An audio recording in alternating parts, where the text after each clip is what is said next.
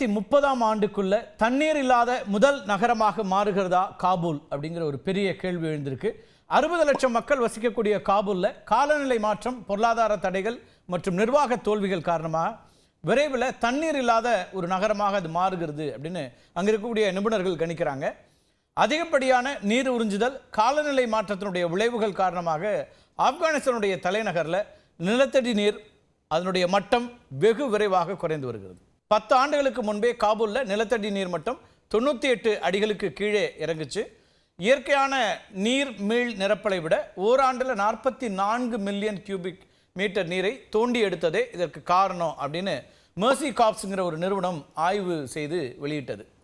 இதே நிலை தொடர்ந்தா 2030ஆம் ஆண்டுக்குள்ள காபூல் நகரம் முழுவதுமாக வற்றிவிடும் அப்படிங்கிறதா அங்க இருக்கக்கூடிய நிபுணர்களுடைய எச்சரிக்கையாக இருக்குது.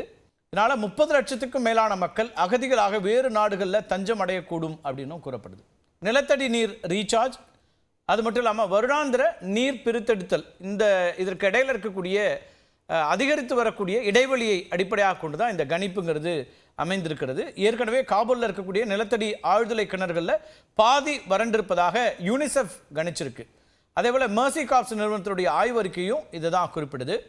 அது மட்டும் இல்லை, நிலத்தடி நீரில் 80% அதிக அளவு கழிவு நீர் ஆர்சனிக் மற்றும் உப்புத்தன்மையோட பாதுகாப்பற்றதாக மாறிவிட்டதாகவும் இந்த ஆய்வறிக்கைங்கிறது குறிப்பிடுது. காலநிலை மாற்றம், நிர்வாக சீர்கேடு, மக்கள் தொகை அதிகரிப்பு ஆகியவை காபூலுடைய இன்றைய சூழலுக்கு காரணம் அப்படின்னு நிபுணர்கள் தெரிவிக்கிறாங்க.